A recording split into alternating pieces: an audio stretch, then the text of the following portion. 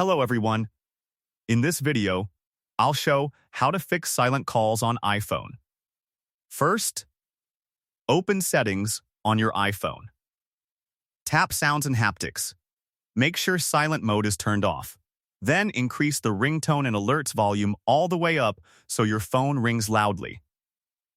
Next, tap Ringtone and select a ringtone that is easy to hear. After that, go back and tap Focus. Turn off Do Not Disturb or any other focus mode that might be silencing your calls. Now go back and tap Bluetooth.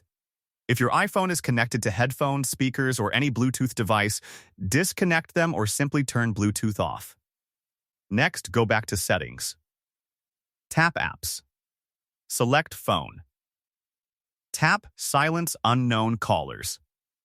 Set it to never or ask reason for calling so incoming calls can ring normally. If still not fixed, force restart your iPhone, press volume up. Press volume down. Press and hold the side button. Release when the Apple logo appears. And that's it.